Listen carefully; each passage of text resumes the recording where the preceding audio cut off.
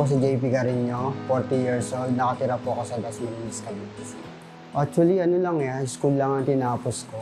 Hindi na kami nakapag-aral kasi kapos kami sa pera. Hanggang sa, pagka-graduate ko ng high school, nagtrabaho na ako. Nagwawatak-watak kami mga magkakapatid. Ginawa namin yung part namin na magtrabaho para sa sarili namin. Yung mga ganung bagay, kumbaga, nagsisikap kami para lang may taguyod namin yung sarili namin pagkukunan ng ikabubuhay. Malungkot syempre kasi lalo na kapag mag-isa ka lang, kapag nagkasakit ka, walang maalalay sa'yo, walang nag-aalaga. Mas pinili ko kasi magtrabaho, gawa ng gusto ko, makatulong ako sa mga kapatid ko. Naranasan kasi namin na sa isang araw, hindi kami kumakain. Gutom kami. Kaya, bata pa lang ako, pagka-graduate ko ng high school, mas pinili ko magtrabaho. Kasi ayaw na namin yung maranasan pa yung mga ganung hirap. Naranasan ko mag-construction worker, magtinda ng pandesal, ng sampagita, hanggang sa naging dishwasher ako. Nung pumunta ako ng Cavite, nagtrabaho ko sa mga pabrika. Although, pag nagtatrabaho ng pabrika, hirap eh. Pagkatapos mo ng 6 months, wala ka na ulit trabaho. Although, dahil sa ganun, nagsumikap ako. Nag-aaral ako kahit TESDA lang. Para kahit papaano, yun yung maging katuwang ko. Kumbaga, maiwas ako dun sa 6 months na kontrata. May mga tao na tumulong sa akin, bagamat hirap, nagpapasalamat ako sa Diyos kasi yung mga taong yun, sila yung gumagastos ng pagkain ko, pamasahe, para makapag-aral ako.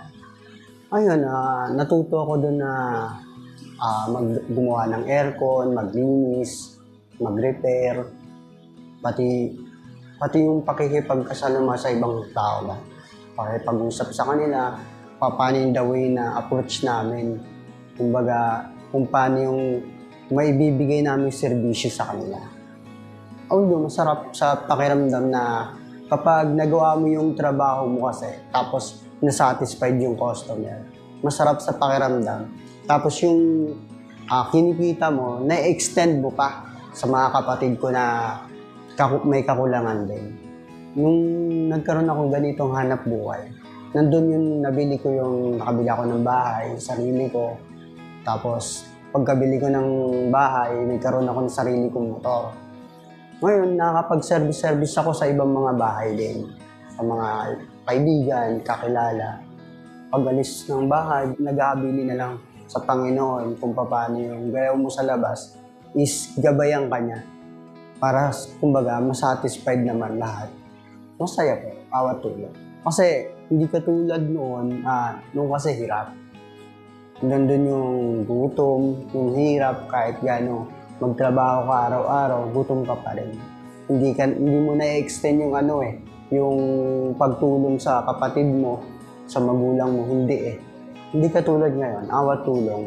Pagka may pangangailangan sa bahay, kapag humingi sila sa'yo, na ibibigay mo eh. Hindi ako naiiyak kasi alam ko, ito yung ikabubuhay ko eh. Marangal na trabaho. Yung pagsusumikap, yung dumi kasi, nandyan lang yan. Pero yung kumita ka sarili mong pera, tapos may itulong mo sa kapwa mo, sa mga kapatid mo, mas masarap yun eh. Kesa yung mandaya ka ng kapwa. Yung wala kang sakit. Tsaka yung magkaroon ako yung katulad ngayon, meron akong sariling bahay, meron akong sasakyan na nagagamit ko sa trabaho ko. Yun, nagpapasalamat ko yun sa Diyos. Kasi lahat yun binigay sa akin ng Diyos. Kung wala namang Diyos, hindi ko naman din yung makakaraw. Ano lang naman, magtiwala sa Diyos. Unang-una yun. Tapos, magsumikap. Lahat naman yan nakukuha sa pagsusumikap. Pagtiwala sa Diyos, ang lahat ng ating mga ginagawa. Lakipan ng sipag at tiyaga, laban lang.